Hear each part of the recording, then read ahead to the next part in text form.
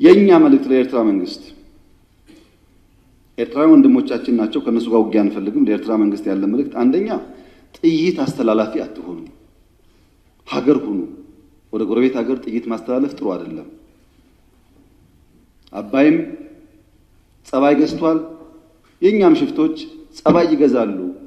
እና አንድ ቀን ጥይት ሳመላልስ ብሎ ታሪክ ስለሚናገሩ ጥይት ማቀባበል ቢቀርባችሁ ስለማናቅ አይደለም እናያቸዋለን ህገወጥ የሰዎች ዝውውር ቢቀር ተጨናንቀናል ከተማ ውስጥ እንደምታዩት የሚመጣ ሰው ካለ በህጋዊ መንገድ ቢመጣ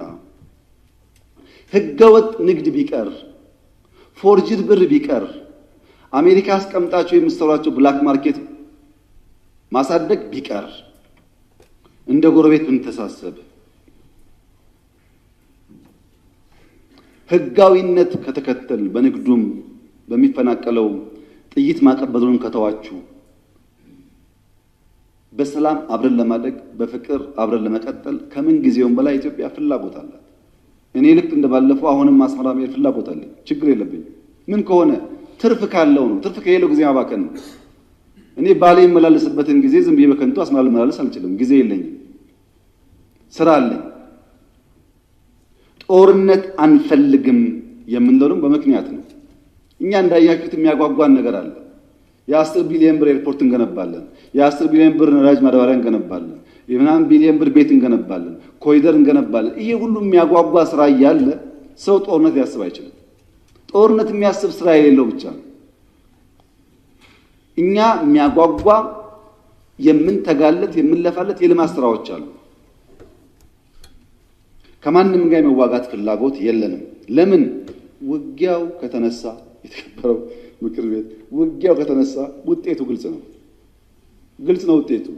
ከዛ በኋላ የያይሰራም አሁን አለመጀመር ማለት ነው አሁን ውጊያ እንትና ያግዘኛል የሚባል ነገር ሰው እንዴት ዩክሬን እያየ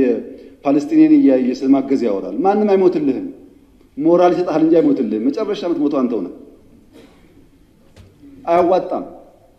ከበደ ያለ ተሰማ አለ የሚባል አያዋጣም ከበደ ተሰማ 10 ጥይት ያቀብልሃል እንጂ መጥቶ አይሞትልህም አየን እኮ በቲፎዞ ውጊያ እንደማይቆም እኮ አየን እና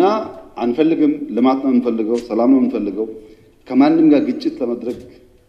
ፍላጎት የለንም ከገባን ግን ግልጽ ነው ውጤቱ አስተማማኝ አቅም ነው ያለን ማንም አያቆመንም ይሄ ግልጽ መሆን አለበት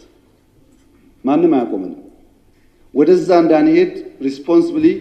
መስራት አስፈላጊ ይመስለኛል